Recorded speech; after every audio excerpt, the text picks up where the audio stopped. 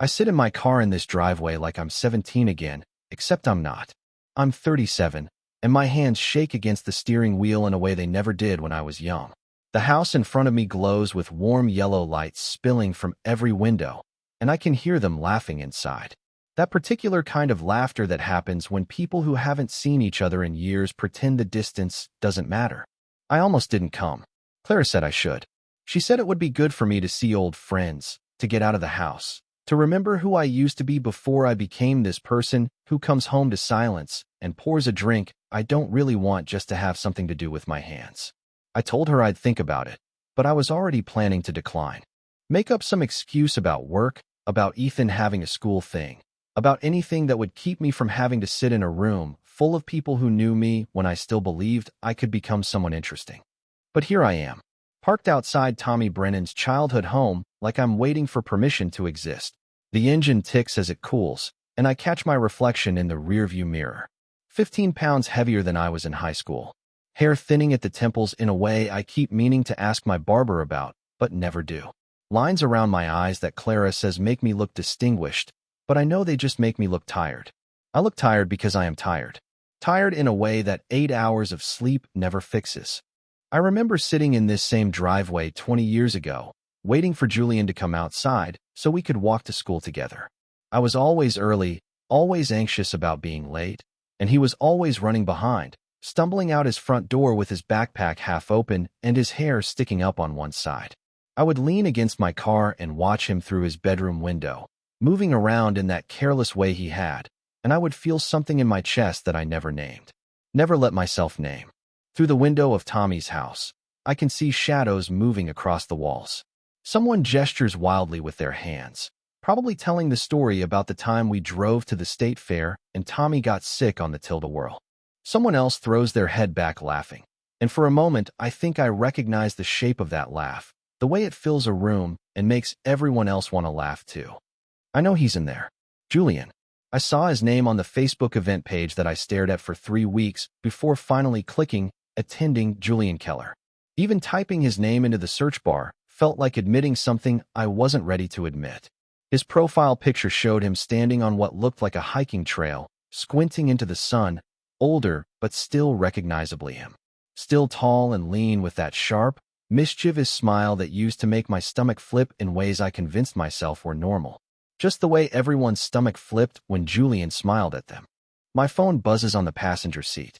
A text from Clara asking if I made it okay, if I'm having fun, if I'll be home late. I type back that I'm here and I'll call her later, but my thumbs hover over the keyboard because I don't know what else to say.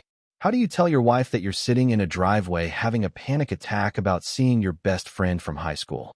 How do you explain that you drove 4 hours to get here, and now you can't make yourself walk 20 feet to the front door?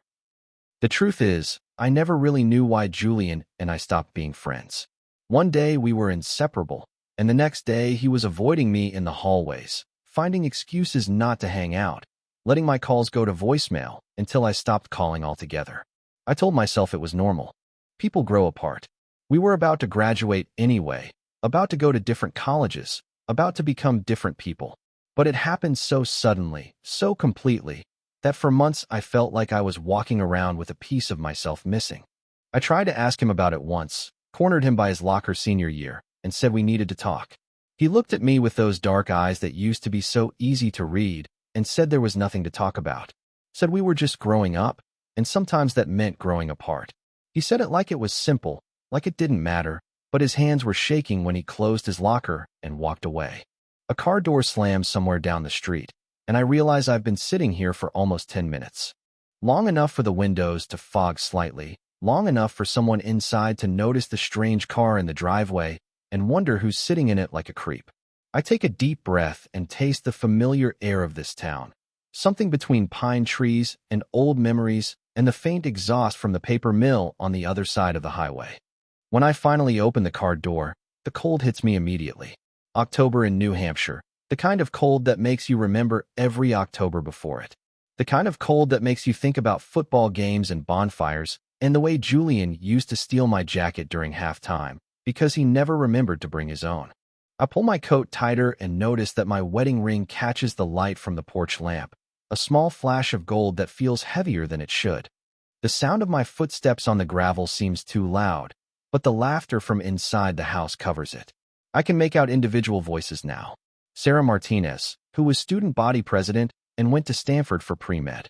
Mike Chun, who played guitar in a band that never quite made it, but still posts videos on Instagram of himself covering Nirvana songs in his garage. And underneath it all, barely audible, but unmistakably there, Julian's voice. He's telling some story, his voice rising and falling in that animated way he had whenever he got excited about something. I can't make out the words, but I can hear the rhythm of it, the way he pauses for laughter and then builds to the punchline. Some things don't change, I think, and the thought makes my chest tight with something between nostalgia and grief. I stop at the front door and stare at the brass knocker that Mrs. Brennan polished every Sunday when we were kids. Tommy always made fun of her for it, said it was a waste of time since no one used the front door anyway. Everyone just walked around to the back and came in through the kitchen. But here I am, standing at the front door like a stranger, like someone who doesn't remember the geography of this place, the unspoken rules of entry. Before I can talk myself out of it, I knock. The sound is softer than I intended, but it's enough. The voices inside pause for a moment, and then I hear footsteps approaching. Heavy, familiar footsteps that I recognize even after all these years. The door opens, and Tommy Brennan stands there looking exactly like his father did when we were teenagers.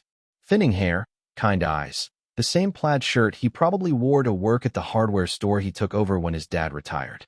He stares at me for a second, and then his face breaks into a grin that makes me remember why we were friends in the first place.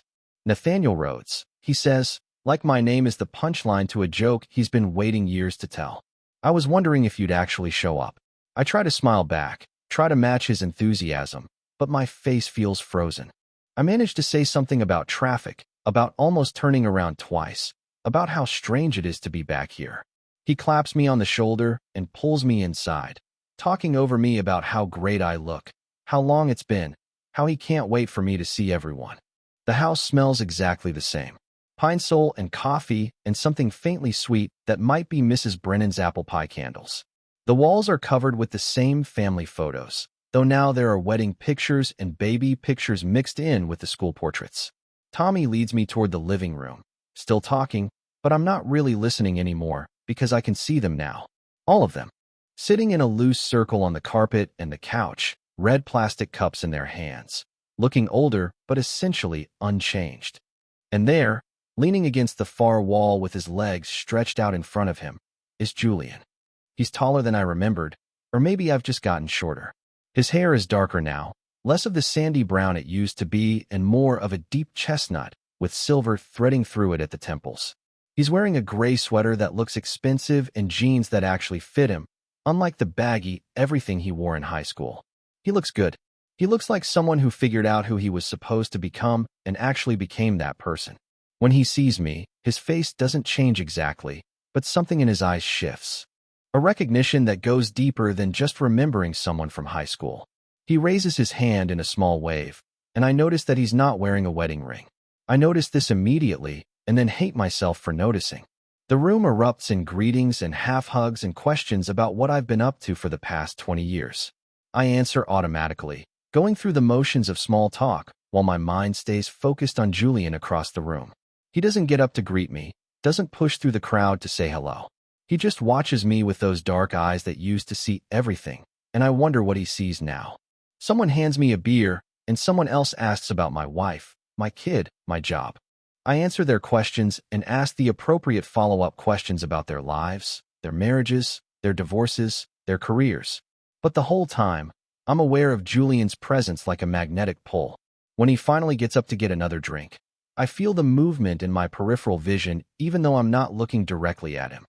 The evening passes in a blur of shared memories and inside jokes that feel simultaneously familiar and foreign. We talk about teachers we had, games we won and lost, parties we went to, people we dated. Everyone carefully avoids mentioning the people we married, the lives we built after leaving this place. There's an unspoken agreement that tonight we're allowed to pretend we're still 18, still full of possibility, still becoming instead of already become. Julian and I don't speak directly to each other, but we're constantly aware of each other. When he laughs at someone's story, I find myself smiling. When he gets up to use the bathroom, I track his movement without meaning to. When he sits back down, this time closer to where I'm sitting on the couch, I feel my breathing change. It's nearly midnight when someone suggests truth or dare. The morning after the reunion, I wake up in my hotel room with the taste of cheap beer and regret in my mouth. The digital clock glows red in the darkness, showing 4:37, and I know I won't be able to fall back asleep. I lie there staring at the ceiling, replaying every moment from the night before, every word exchanged, every glance across the room that lasted a second too long. I think about calling Clara, but what would I say? That I spent the evening in a living room full of people from my past and felt more like myself than I have in years. That for the first time in months, I laughed without forcing it. That Julian Keller still makes my chest tight in ways I thought I'd outgrown. Instead, I get dressed in the dark and drive home, for hours through empty highways and sleeping towns. I arrive just as Clara is leaving for her shift at the hospital, and we pass each other in the driveway like ships in the night. She waves from her car window, and I wave back, and neither of us stops to talk. The house feels different when I walk inside. Too quiet, too clean, too much like a place where people live parallel lives instead of a shared one. Ethan is still asleep, and I stand in his doorway for a moment watching him breathe. 9 years old, still young enough to sleep with stuffed animals, but old enough to notice when his parents speak to each other like polite strangers. I make coffee and sit at the kitchen table where Clara left a note asking how the reunion went, if I had fun, if I reconnected with anyone interesting. Her handwriting is careful, practiced from years of writing medical notes, and I stare at the question marks like they're demanding an answer I don't know how to give. My life has become a series of routines so predictable I could perform them in my sleep. Wake up at 6:15. Shower. Make coffee. Check emails while eating toast I don't taste. Kiss Clara goodbye when our schedules align. Wave to her through windows when they don't. Drive to the logistics company where I've worked for 8 years, managing supply chains for businesses I'll never visit, solving problems I don't care about. At work, I sit in my gray cubicle and move numbers around spreadsheets, attend meetings about quarterly projections, respond to emails from people whose faces I wouldn't recognize if I passed them in the hallway. My boss, Marcus, is a decent man who plays golf on weekends and shows pictures of his grandchildren to anyone who will look. He treats me well, pays me fairly, promotes me steadily, and I feel like I'm suffocating. During lunch, I walk to the small park across from our building and sit on a bench that faces the highway. I watch cars pass and wonder where they're going, who's driving them, whether any of those people feel as disconnected from their own lives as I do. I eat a sandwich Clara packed for me and think about how thoughtful she is, how she anticipates my needs before I even realize I have them, how we've perfected the art of caring for each other without really seeing each other. That afternoon, I find myself looking up Julian's name online. Not just his Facebook profile this time, but everything I can find. His LinkedIn shows he works as a graphic designer for a small firm in Burlington, Vermont, 2 hours from where I live now. Close enough that we could have run into each other at any point over the past 20 years, but never did. His Instagram is mostly photos of hiking trails and coffee shops, books with worn covers, sunsets taken from what looks like a balcony overlooking a lake. He looks happy in these photos.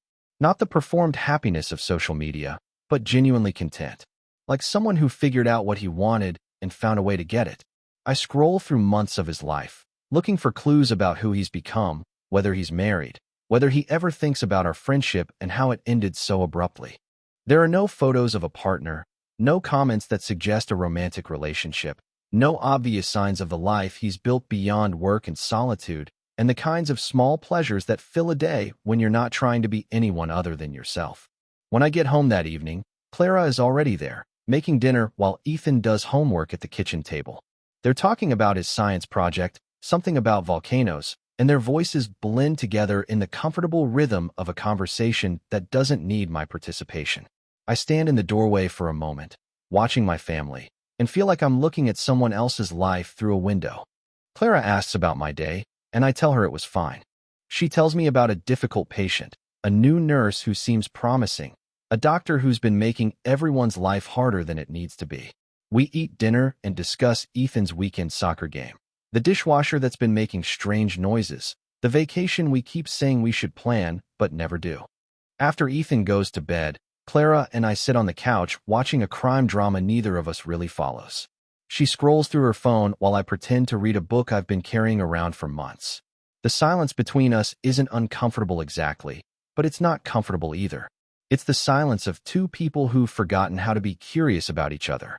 Later, lying in bed while Clara sleeps beside me, I think about the reunion again. Not just seeing Julian, but the whole experience of being surrounded by people who knew me when I still believed I could become anyone. When the future felt wide open instead of narrowed down to this single path I've been walking for so long I've forgotten why I chose it in the first place. I think about the way Julian looked at me across Tommy's living room, like he was seeing something in me that I'd lost track of years ago. And I wonder what would happen if I tried to find that person again, if I stopped pretending that contentment and happiness are the same thing, if I admitted that I've been sleepwalking through my own life. My wedding ring feels heavy against the mattress when I turn over. Clara murmurs something in her sleep and moves closer, her hand finding mine out of habit, and I lie there in the dark wondering when touch became reflex instead of choice. 3 weeks pass before I hear from anyone from the reunion. Then Sarah Martinez sends a group text about getting together again, something casual at Tommy's place since his parents are visiting his sister in Florida. A smaller group this time, just the people who live within driving distance and don't have young kids to worry about on a Saturday night. I stare at the message for 10 minutes before responding. Clara is upstairs giving Ethan a bath, and I can hear them laughing about something, the sound floating down through the ceiling like an echo of the family we used to be before we became these careful strangers sharing a mortgage. I type yes and delete it. Type maybe and delete that too. Finally, I send a thumbs up emoji because it feels less like a commitment and more like an acknowledgement. Julian responds almost immediately. Looking forward to it. He writes, and I read those 4 words over and over until they lose all meaning.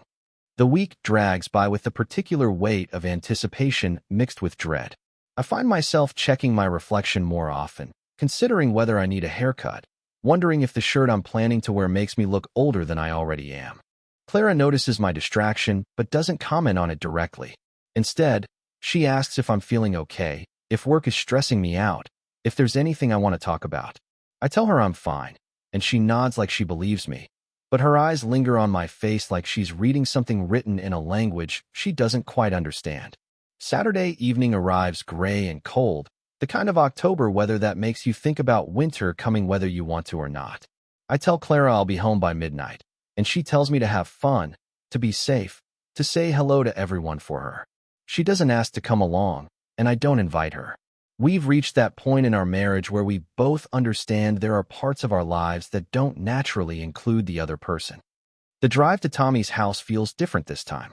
Familiar now instead of fraught with anxiety, though my hands still grip the steering wheel tighter than necessary. I park behind a car I don't recognize and sit for a moment listening to the engine cool, preparing myself for whatever this evening might bring.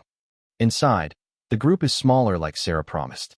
Tommy and his girlfriend Amy, who I barely remember from high school, but who seems nice enough.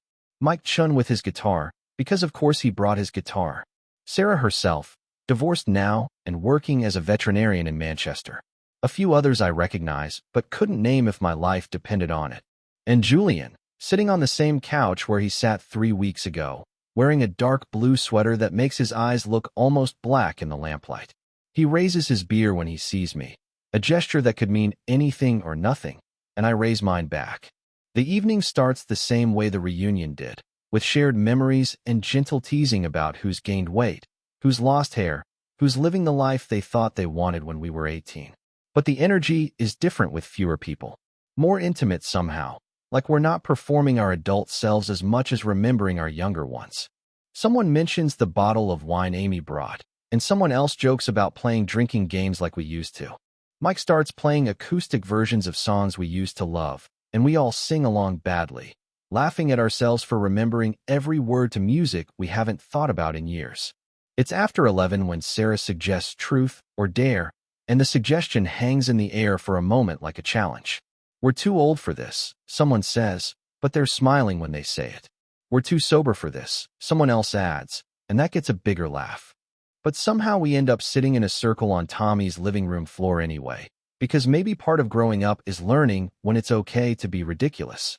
Amy finds an empty beer bottle in the recycling, and we take turns spinning it like we're 17 again, asking harmless questions and assigning silly dares that make everyone groan and laugh. Tommy gets dared to call his mother and tell her he loves her, which he does, and we all listen to Mrs. Brennan's delighted confusion through the speakerphone. Sarah gets asked about her worst date since her divorce, and she tells a story about a man who brought his mother to dinner that has us all crying with laughter. When the bottle points to me, I choose dare without thinking, some vestige of teenage bravado making the decision for me. Mike dares me to sing the chorus of our old high school fight song, and I do it badly, off-key and with half-remembered words, but everyone cheers anyway.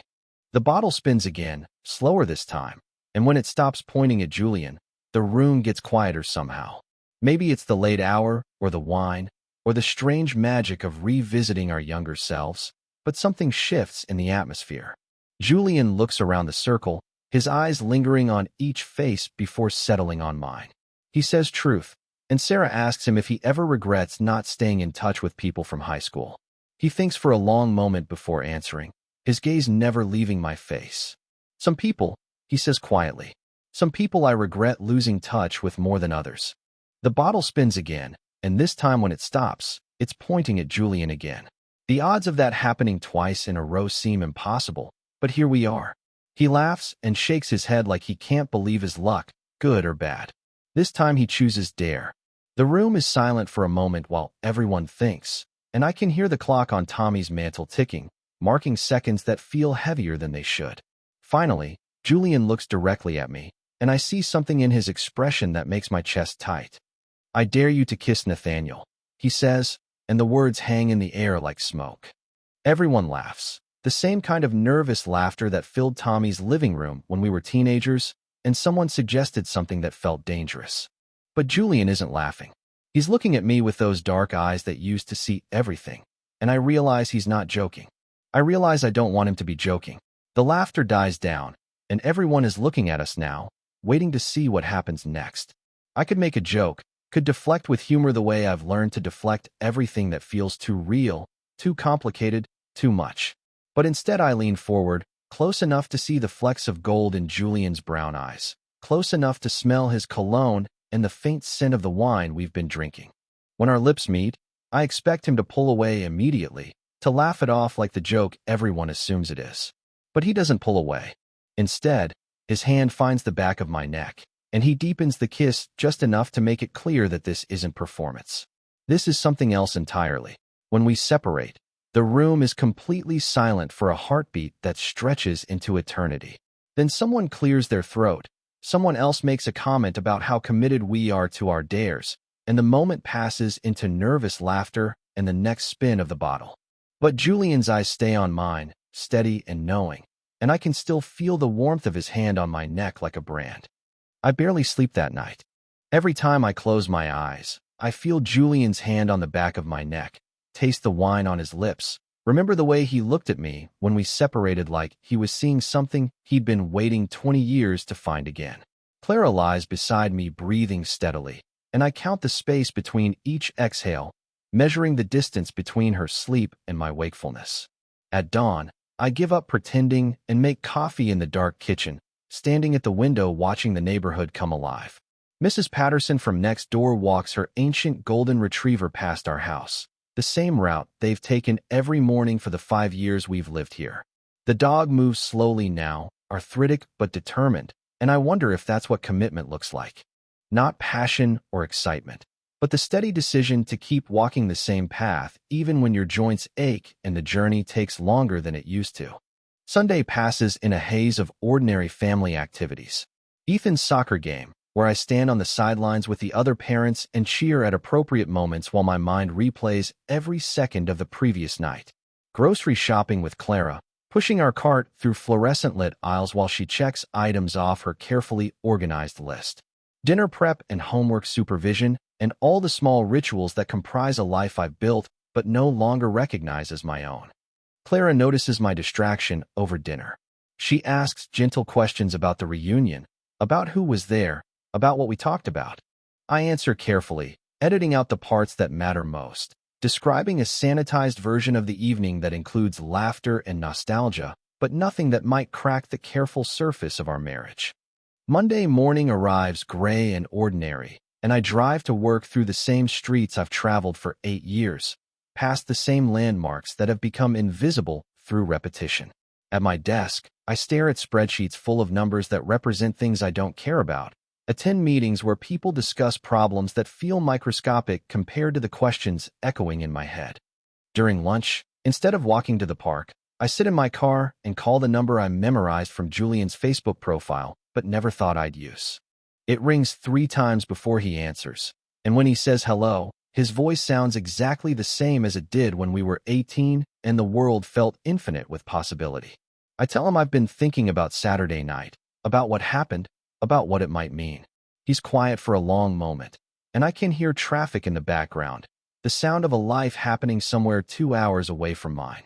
He tells me he's been thinking about it too, that he didn't plan what happened, didn't dare me to kiss him because he thought it would be funny or shocking or something to laugh about later. He says he dared me because he wanted to know what it would feel like after all these years, whether the thing he remembered feeling when we were teenagers was real or just the confusion of youth and proximity and not knowing himself well enough to name what he wanted. We agree to meet. Not at another group gathering, not with the safety net of other people and shared memories and the excuse of nostalgia.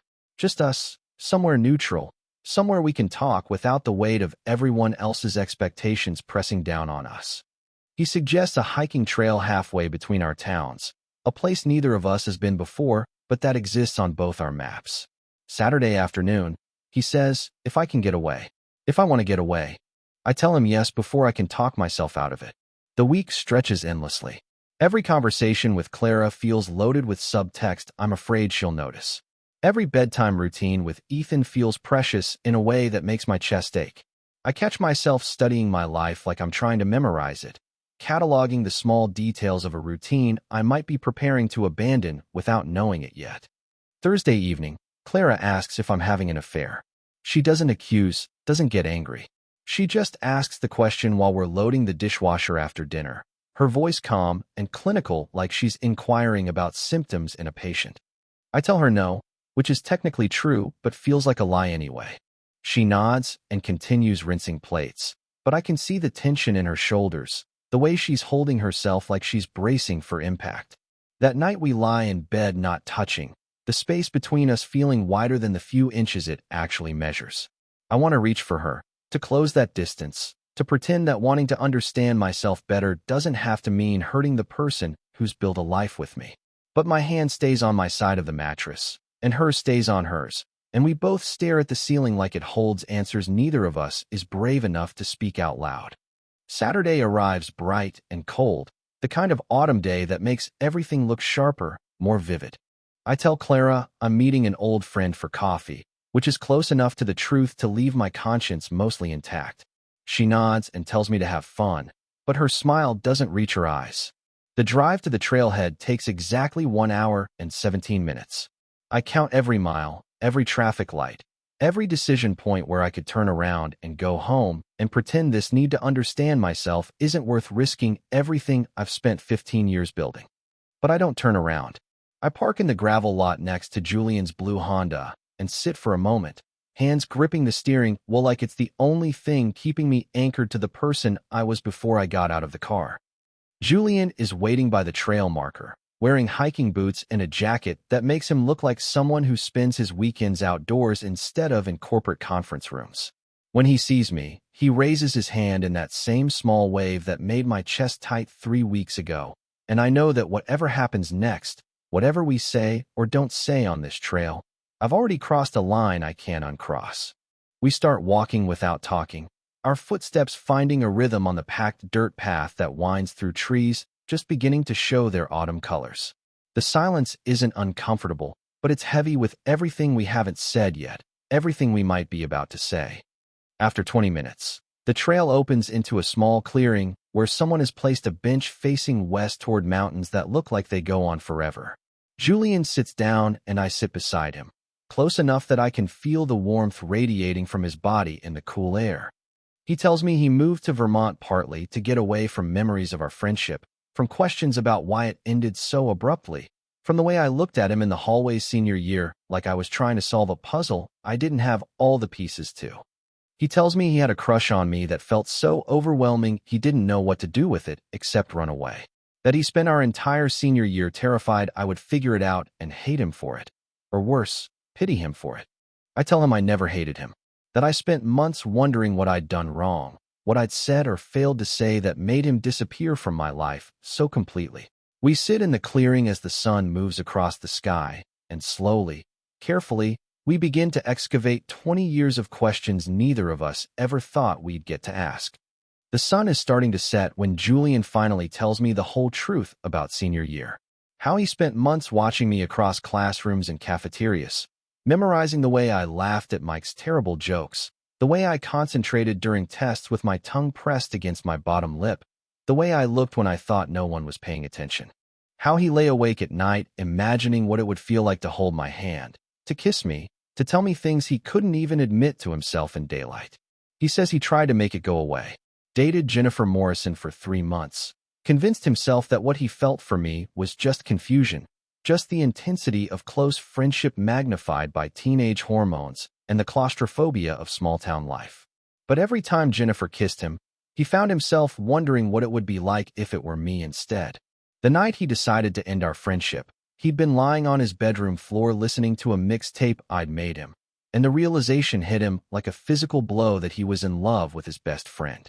Not just attracted to, not just confused about, but genuinely, completely in love in a way that felt too big for his 17-year-old body to contain. He was terrified, he tells me, not just of his own feelings, but of what those feelings might do to me, to our friendship, to the careful life he'd built around being Julian Keller, the funny guy who was good at art and bad at sports and safely, predictably heterosexual. Coming out wasn't really an option in our town, at our school, in 1987. Not if you wanted to graduate without having your car keyed or your face rearranged or your college applications mysteriously lost. So he chose distance instead. Cold, deliberate distance that left me confused and hurt, but kept both of us safe from a truth that felt too dangerous to acknowledge. I listened to his story sitting on that bench in the clearing, watching shadows lengthen across the mountains, and feel something that's been locked tight in my chest for 20 years finally begin to loosen. Not relief exactly, but recognition. The missing piece of a puzzle I never even realized I'd been trying to solve. When he finishes talking, we sit in silence for a long time. The air is getting colder now, and I can see our breath when we exhale, small clouds that disappear as quickly as they form. Somewhere in the trees behind us, a bird calls to its mate, a sound that cuts through the quiet like a question waiting for an answer. Finally, I tell Julian about the dreams I had all through college. Dreams where we were still friends, where we talked the way we used to talk, where nothing had gone wrong between us.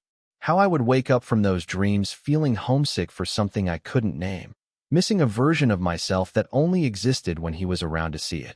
I tell him about Clara, about how I convinced myself that marrying her was what growing up looked like, how she was kind and smart and beautiful and everything I thought I should want in a partner, how we built a good life together, a stable life, but how I've spent years feeling like I was playing a role I'd auditioned for but never really wanted. I tell him about Ethan, about how much I love my son, but how terrified I am that he's starting to notice the distance between his parents, the way we move around each other like we're sharing space, but not sharing lives. The words come easier than I expected, like they've been waiting just below the surface all this time, needing only the right person to hear them before they could be spoken aloud. Julian listens without interrupting, without judging, the way he used to listen when we were teenagers, and the world felt both enormous and impossibly small. When I'm finished, he reaches over and takes my hand, and the touch sends electricity up my arm, like I'm 17 again and everything is possible. He tells me he's been alone for the past 3 years, that he tried relationships with women, then relationships with men, trying to find someone who made him feel the way I used to make him feel just by walking into a room, that he's learned to be content with his own company, with his work and his hiking trails and his small apartment overlooking the lake. But that contentment isn't the same as happiness. That seeing me again made him remember what happiness felt like. The confession hangs between us like a bridge we could choose to cross or choose to leave unbuilt. My hand is still in his, and I can feel his pulse through his palm, steady and warm and real. I think about Clara at home, probably reading in bed while she waits for me to return from my coffee date that turned into an all-day hike. I think about Ethan sleeping in his room surrounded by soccer trophies and comic books, trusting that his parents will figure out how to keep his world stable and safe. I think about the life I've built and the life I've dreamed about, and the vast distance between the two. Julian's thumb traces across my knuckles, a touch so gentle it makes my chest ache. He asks if I ever wondered what would have happened if he'd been brave enough to tell me the truth when we were 18. If we'd found a way to navigate small-town prejudice and family expectations and our own fear of becoming people we didn't know how to be. I tell him I've wondered about a lot of things over the years. About roads not taken and choices not made, and the strange mathematics of regret that never quite adds up to a clear answer. The sun disappears behind the mountains, and the temperature drops enough that we can no longer pretend we're not cold. We stand up from the bench, and Julian's hand slips away from mine, but the warmth lingers like a promise. We walk back to our cars in the growing darkness, our footsteps careful on the uneven trail. At the parking lot, we stop beside my car, and Julian steps closer, close enough that I can see my reflection in his eyes. He says my name like a question, like he's asking permission for something we both want, but neither of us knows how to take. I lean forward and kiss him, slow and deliberate, and nothing like the dare that brought us back together. This kiss tastes like honesty and 20 years of wondering and the terrifying possibility that it might not be too late to choose a different path. When we separate, Julian rests his forehead against mine and whispers that he's not going anywhere this time. That if I want to figure out what this means, what we might mean to each other after all these years, he'll wait while I do. You didn't seem surprised, he says softly, echoing words from 20 years ago. When I kissed you at Tommy's house, you didn't seem surprised. I wasn't, I tell him, and realize as I say it that this might be the most honest thing I've said in years. I drive home in the dark with Julian's taste still on my lips and the weight of 20 years of truth settling in my chest like a stone. The highway stretches empty ahead of me, broken only by the occasional pair of headlights that bloom and fade like brief constellations. My hands shake against the steering wheel, and I pull over twice just to sit in parking lots and breathe until the world stops tilting sideways. When I finally reach our street, the house is dark except for the porch light Clara always leaves on when I'm coming home late. I sit in the driveway for 10 minutes, staring at the yellow glow spilling across our front steps, at the neat flower beds Clara tends every weekend, at the chalk drawings Ethan made on the sidewalk last week that the rain hasn't washed away yet. This is my life. These are the walls I helped choose, the mortgage payments I make every month, the small rituals of ordinary love that accumulate over 15 years into something solid and real and more complicated than happiness or unhappiness. Clara is inside, probably asleep in our bed, her nursing scrubs laid out for tomorrow's shift, her phone charging on the nightstand next to a book she'll never finish reading. I think about Julian driving north toward Vermont, toward his apartment overlooking the lake, toward a life that suddenly feels close enough to touch after decades of existing only in memory.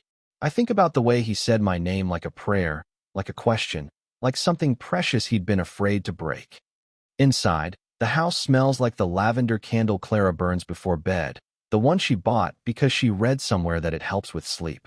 I move carefully through the familiar geography of our shared space, past Ethan's backpack slumped by the front door, past the pile of mail Clara organized on the kitchen counter, past the framed photos that document the progression of our family from young couple to parents to these careful strangers who've learned to love each other quietly.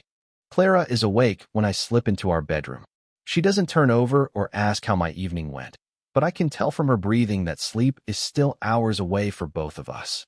I undress in the dark and slide under covers that smell like the fabric softener she's used for years, like the particular scent of home that I've carried with me through business trips and late nights and all the small absences that comprise a marriage. We lie there not touching, the space between us measured in more than inches. Finally, she speaks into the darkness, her voice careful and quiet. "You're different," she says. "Not just tonight, but for weeks now. Like you're somewhere else even when you're here." I stare at the ceiling and try to find words that won't shatter everything we've built together. I tell her I've been thinking about things, about who I used to be, about whether the person I've become is really who I wanted to be or just who I thought I should be. She's quiet for a long time, and when she speaks again, her voice is smaller, younger somehow. Is it someone else? The question hangs between us like smoke, and I realize there's no way to answer it that won't hurt her. Yes, but not in the way she thinks. Yes, but it started 20 years before I met her. Yes, but it's less about Julian and more about the version of myself that only exists when he's around to see it. I tell her about the reunion, about seeing Julian again, about how being around people who knew me before I knew myself made me realize how much of who I am I've been keeping locked away. I don't tell her about the kiss, about the hike, about the way Julian's hand felt in mine like coming home to a place I never knew I'd left. But she hears what I don't say anyway, because Clara has always been smarter than I give her credit for, more perceptive than I want to admit. She asks if I'm gay, and the word sits in the air between us like a bridge neither of us knows how to cross. I tell her I don't know, which is honest even if it's not complete. I tell her I think I might be something I don't have a name for yet, something that doesn't fit neatly into the categories I've been using to organize my life for 37 years. We talk until sunrise, careful words exchanged like fragile gifts. Clara cries quietly, and I hold her because even though we're breaking something between us, we're also finally telling each other the truth. She says she suspected for years that I was somewhere else when we made love, that I was present but not entirely there, going through motions that felt rehearsed rather than spontaneous. She tells me about her own doubts, about how she's felt like she was married to someone wearing a costume of himself, someone performing the role of husband and father with skill but not passion. How she stayed because the performance was good enough, because we were kind to each other even when we weren't fully honest. When Ethan wakes up and finds us still talking in bed at 8 in the morning, we both manufacture smiles and pretend everything is normal. I make pancakes while Clara showers, and we move through our Sunday routine with the careful choreography of people who've decided something but haven't figured out how to act on it yet. That afternoon, while Ethan is at a friend's house, Clara and I sit at our kitchen table and talk about what separation might look like. Not divorce, not yet, but space to figure out who we are individually before we decide who we might be together. She's remarkably calm about it, almost relieved, like we're finally addressing something that's been hovering just out of sight for years. I find a small apartment across town, a furnished place with month-to-month rent and windows that face east toward the mountains. It's temporary, we tell ourselves and Ethan, just a chance for Daddy to think about some things while Mommy and Daddy figure out how to be better friends. Ethan takes the news with the resilience of 9-year-olds who've learned to adapt to adult complexity they don't fully understand. He asks if it's his fault, and we both reassure him that sometimes grown-ups need space to figure out how to be happy, and that our love for him never changes even when other things do. The night before I move out, I sit in our bedroom packing clothes into boxes, and Clara appears in the doorway holding 2 cups of tea.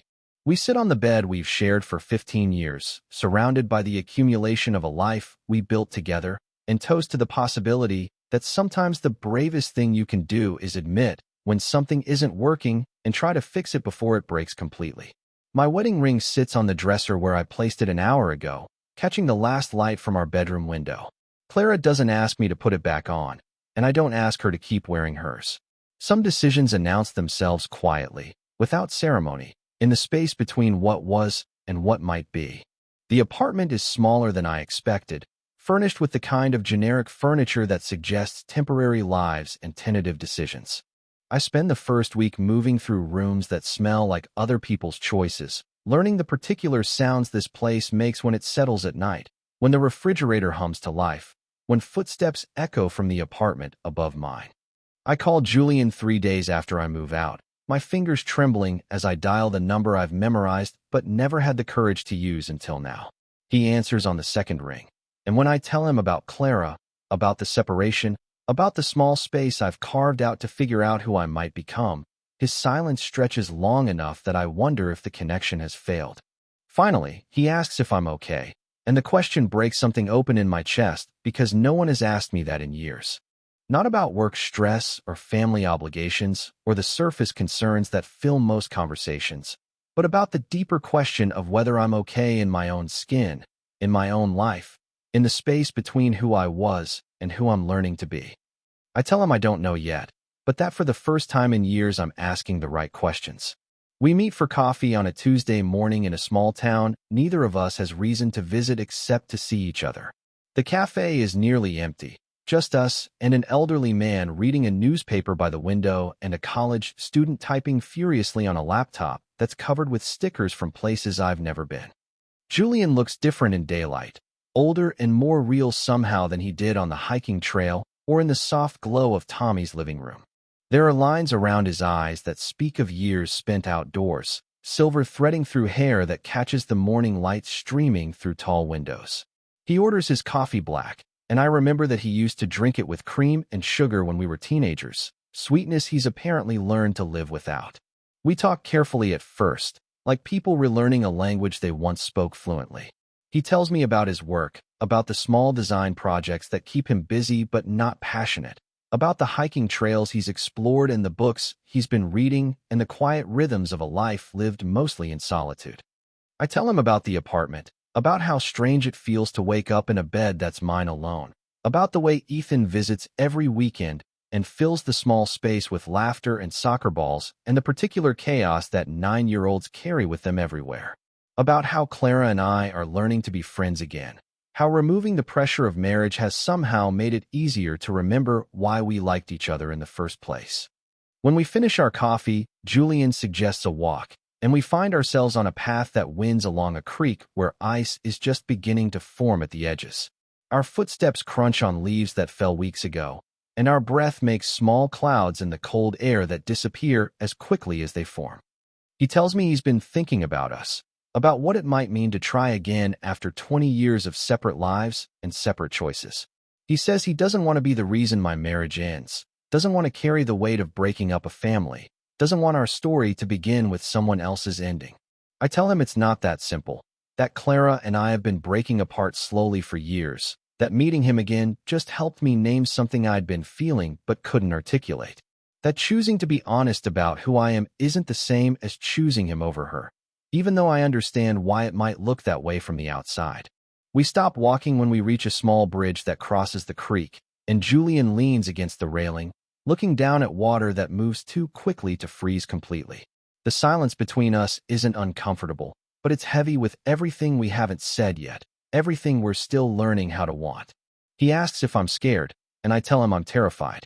Not of him, not of what we might become together, but of the possibility that I've spent 37 years building a life around the wrong assumptions about myself. That everything I thought I knew about love and desire and the shape my happiness might take was just elaborate pretending, a performance so convincing that even I believed it. Julian reaches for my hand, and this time I don't hesitate before taking his. His fingers are cold from the winter air, but his palm is warm, and the touch sends electricity up my arm like recognition, like coming home to a place I never knew I'd been homesick for. He tells me we don't have to figure everything out at once, that we can take this slowly, carefully, without promises we're not ready to make or expectations that might collapse under their own weight. That he's waited 20 years to have this conversation, and he can wait longer if I need time to understand what I want, who I am, how to build a life that feels true instead of safe. Standing on that bridge with Julian's hand in mine, I think about the long path that brought us here, about teenage friendship and adult loneliness, and the strange mathematics of timing that kept us apart until we were old enough to recognize what we'd lost and brave enough to try to find it again. I think about my wedding ring, sitting on the kitchen counter of the house I used to share with Clara, catching afternoon light like a small sun that no longer warms anything. About Ethan, who will learn that love takes many forms, and that sometimes the most loving thing you can do is tell the truth, even when it changes everything. About the question Julian asked me weeks ago, about whether I was surprised when he kissed me, and how the answer revealed something I'd been afraid to name for most of my life. The sun is setting now, painting the sky in shades of pink and gold that reflect off the water below us. Julian squeezes my hand gently, and I squeeze back, and for the first time in years I feel like I'm exactly where I'm supposed to be. Here, on this bridge between who I was and who I might become. Here, with this man who knew me before I knew myself and waited patiently for me to find my way back to the truth we both recognized, but were too young and too scared to claim. Here, finally learning what it feels like to breathe fully, to love honestly, to stop performing happiness and start living it instead.